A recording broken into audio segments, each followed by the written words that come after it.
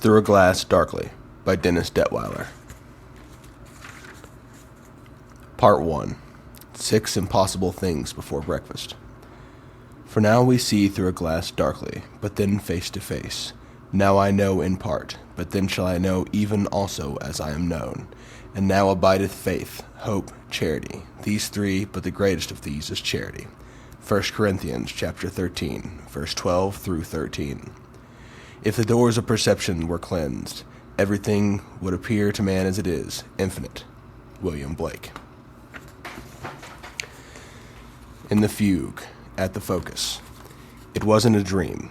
He was watching himself from above, but not in some abstract sense.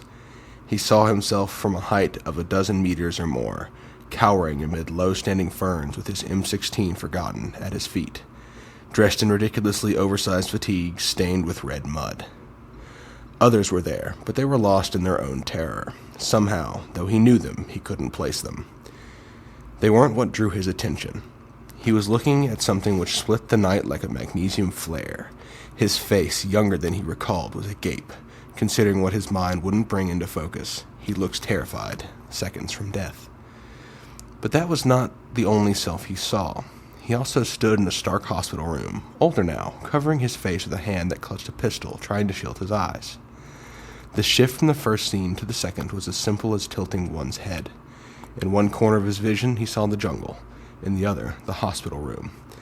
They were seamlessly connected. That same light played across the room, engulfing it, obscuring what was in the bed. A low hum pulsed like a rocketing freight train on a collision course with his mind, shaking everything like it would tear the world to pieces. Even as he looked away, there were more hymns, more selves. Now he stood, older still, in a long, narrow, tall hallway, hung with timber rafters, and the same light spilled over him. The door at the end of the unfinished hall was open and filled with light. The sound was worse, but also fascinating, beautiful, and haunting, like a lullaby recalled only by biological memory, something from far too early in life to recall properly, but which hung over a lifetime like an unconscious knowledge. He turned away and found himself face to face with himself, terrified, lost, lit by the blue-white light. Then he was himself, his other self, facing the light. Fearing to look too closely into the light, he turned again. Then again, quicker, and again.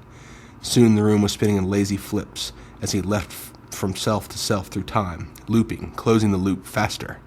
The music built to a crescendo as he found he could no longer look away from the light. The jumps were so fast now that his vision of the light was a staccato blast of 12 different wiggling frames per second. There were shapes there in the light. The sounds and the shapes formed patterns. The patterns were everything. When his eyes tracked each pattern and each sound, the world froze. Each mode of existence hung in the air like a lazy snowflake, apparent, clear, perfect, still. When he woke with a startled jump at the sound from the room, he considered his shaking hands, and then slowly strapped on his pistol. Someday, he was certain, he would need it.